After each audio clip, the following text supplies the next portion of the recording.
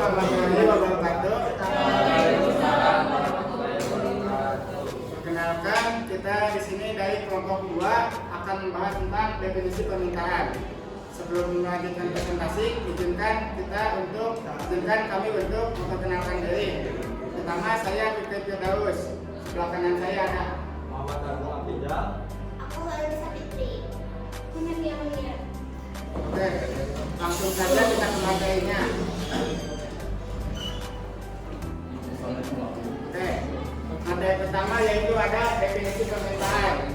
Barangkali di sini ada yang bisa dijelasin tanpa yang beda kayak ini. Tidak. Ya, saya jelasin ya hasil dari kelompok kita. Permintaan adalah jumlah barang atau jasa yang ingin dibeli oleh konsumen ada tingkat harga tertentu pada periode waktu tertentu. Permintaan dipengaruhi oleh beberapa faktor, di antaranya yaitu ada harga, pendapatan, dan preferensi konsumen dan harga barang. Jadi semakin tinggi harga maka peminatannya pun semakin rendah. Begitu juga sebaliknya, jika harga barang sedang di bawah, sedang turun, maka permintaannya bakal naik.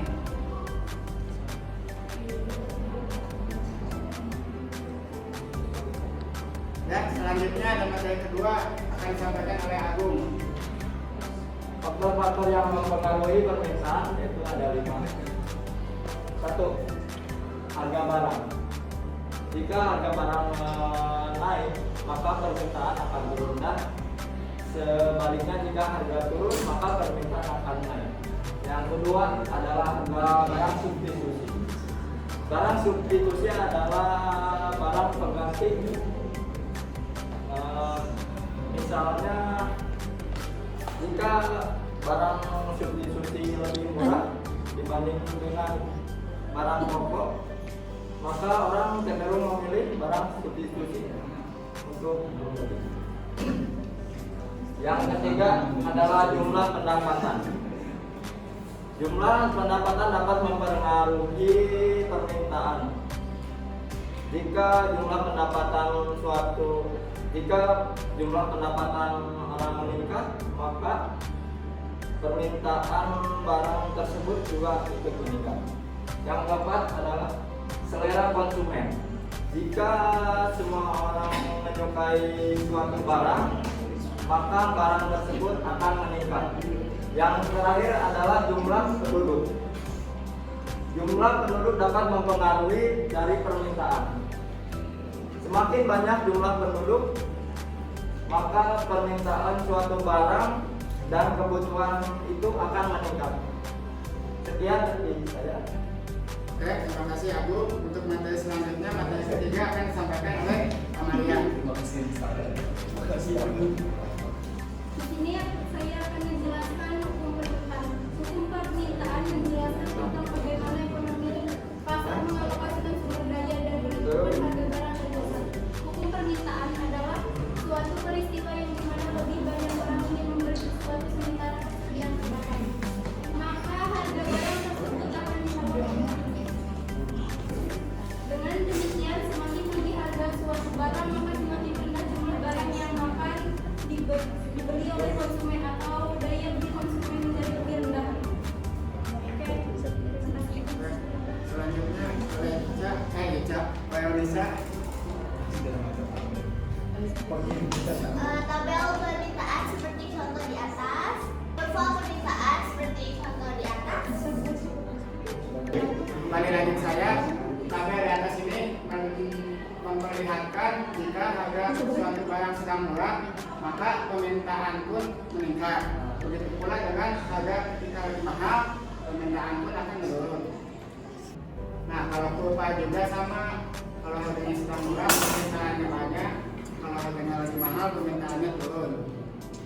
Pergerakan dan pergeseran kurva permintaan. Setiap perusahaan menghadapi kurva permintaan tertentu untuk barang yang dipasang kuota stoknya. Ada banyak faktor yang mempengaruhi perubahan kurva permintaan.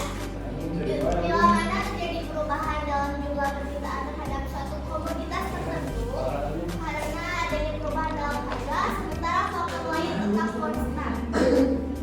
Oke, yang terakhir terakhir ada kesimpulan akan disampaikan oleh Agung. Silakan.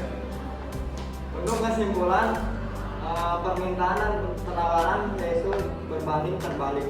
Oke, mungkin sekian presentasi dari kelompok kami. Barangkali ada yang ditanyakan, silakan. Izin bertanya, saya dari kelompok 4, saya akan Surya. Saya ingin bertanya,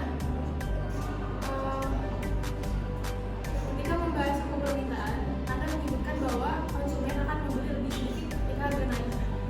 Apakah ada situasi di mana hukum permintaan itu berlaku? Seperti dalam kasus barang brand atau barang mewah, bisa Anda jelaskan? Sok. Oke, terima kasih untuk yang sudah bertanya. Pertanyaan pertama dari Agni akan dijawab oleh Amali ya, oleh Agung. Silakan Agung. Untuk menanggapi pertanyaan Abdi, yaitu barang yang mewah. Barang yang mewah itu termasuk ke dalam efek pendapatan, karena pendapatan orang